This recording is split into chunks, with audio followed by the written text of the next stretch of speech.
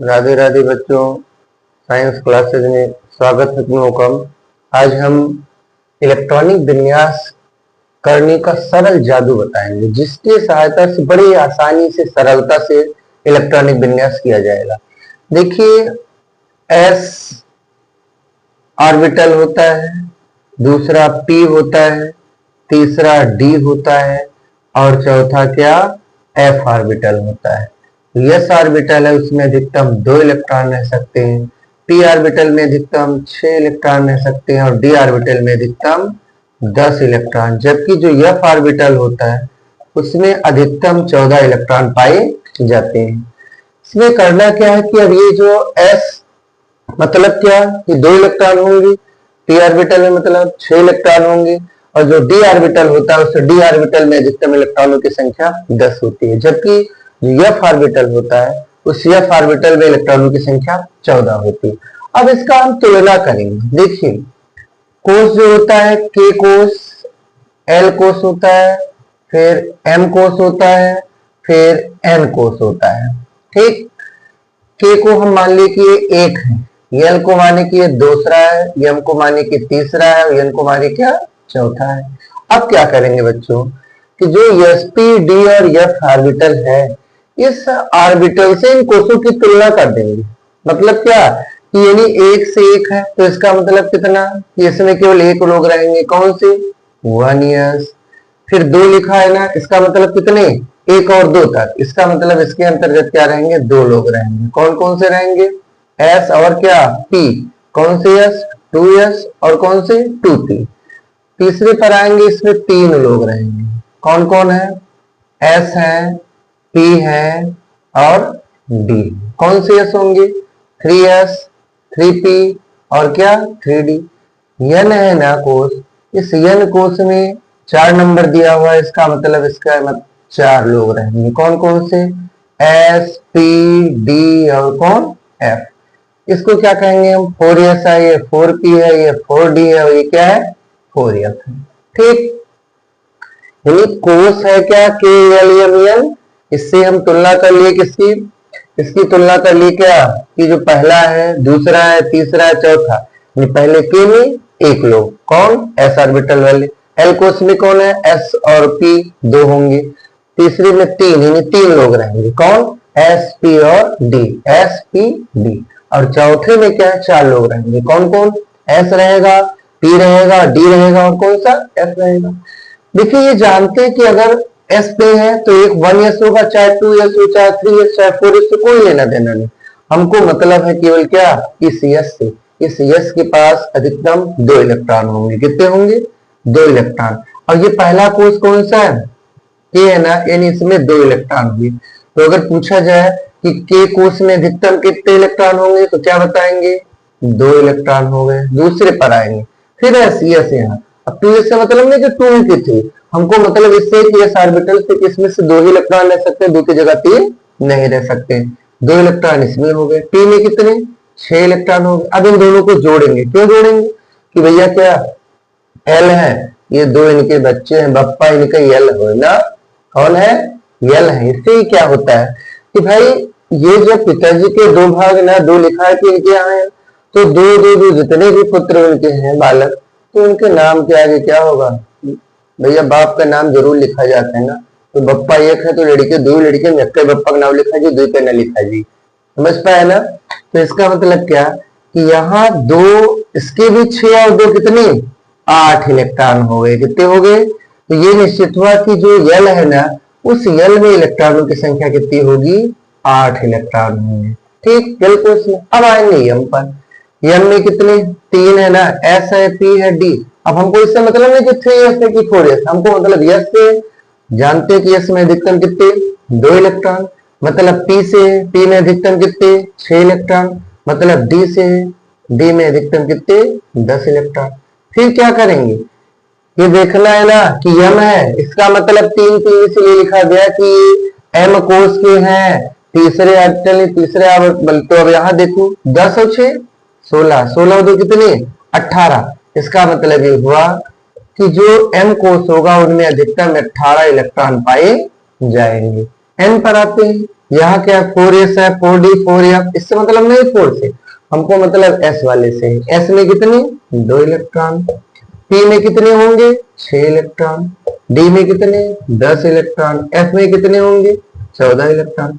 अगर अब इनको हम जोड़े तो 14 10 24 और 6 कितने 30 और 2 कितने होंगे 32 इलेक्ट्रॉन। यानी इसका मतलब कि जो n होता है ना, उस n कोष में क्या है कि n कोष में इलेक्ट्रॉनों की संख्याएं 32 होती है। देखो दो चीजें हुआ, तो पूछे कि k कोष में कितने अधिकतम इलेक्ट्रॉन होते हैं 2 इलेक्ट्रॉन बताएंगे, l में पूछे कितने होते हैं 8 इलेक्ट्रॉन बताएंगे, m में पूछे कितने होते हैं 18 इलेक्ट्रॉन बताएंगे, n में पूछे कितने होते हैं तो 32 इलेक्ट्रॉन पाए जाते हैं।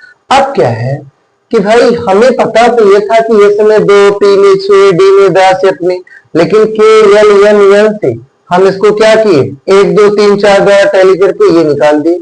अब क्या करना है कि जब इलेक्ट्रॉनिक विन्यास करेंगे तो सबसे पहले जो इलेक्ट्रॉन होगा कहाँ जाएगा 1s में। अब s में हम जानते हैं अधिकतम कितने 2 इलेक्ट्रॉन ले सकते हैं, 2 जब भर जाएगा तो किस में जाएंगे 1s के बाद क्या आता है 2s में जाएंगे, फिर 2s में भी 2 से ज्यादा नहीं रख सकते, चाहे 2 हो चाहे 3, उससे कोई मतलब नहीं। फिर किस में जाएंगे 2s के बाद 2p में जाएंगे, जब 2p भी भर जाएगा तब किस में जाएंगे 3s में जाएंगे, और 3s भर जाएगा तो किस में जाएंगे 3p में, जब 3p भर जाएगा ना तब किस में जाएंगे। अब 3p के बाद याद रखना है d में हम नहीं ले जाएंगे, क्यों नहीं ले जाएंगे क्योंकि यहाँ 4s है, जो 4s की ऊर्जा होती है ठीक वो 3d से कम होती है, जिसके कारण से जो इलेक्ट्रॉन होगा 3p के बाद कहां चला जाएगा 4s में, अब 4s के बाद किसके पास आएगा 3d में आएगा, जब d भर जाएगा ना तब इलेक्ट्रॉन किस में जाएगा 4p में जाएगा। इस तरीके से इलेक्ट्रॉन भरते हुए चले जाते। तो ये हुआ हमारा क्या इलेक्ट्रॉनिक विन्यास करने का सरल जादू। जादू क्यों है क्योंकि हमको s p d और f से निकालकर ये हमें चीज प्राप्त हो गया। मान लो जैसे कि हमें नाइट्रोजन का इलेक्ट्रॉनिक विन्यास करना है, नाइट्रोजन का परमाणु क्रमांक कितना होता है 7 होता है ना। अब इलेक्ट्रॉनिक विन्यास करेंगे जब तो सबसे पहले इलेक्ट्रॉन कहाँ ले जाएंगे 1s में ना। अब s में हम जानते हैं 1 से मतलब हमको मतलब s से, s में अधिकतम कितने इलेक्ट्रॉन होते हैं यहाँ देखो 2 इलेक्ट्रॉन, p में अधिकतम कितने 6, d में कितने 10 और f में कितने 14, तो ये 1s है। 1s मतलब क्या कि भाई 1s जो होगा ना इसमें अधिकतम हम 2 इलेक्ट्रॉन रख सकते हैं, 2 इलेक्ट्रॉन ये रख दिए, ये वाला जो है ना तो ये किसको व्यक्त कर रहा है इलेक्ट्रॉन को, और ये तो उसके क्या जो भाई एक पहला वाला के कोष को ही व्यक्त कर रहा है, किसको व्यक्त कर रहा है के कोष को।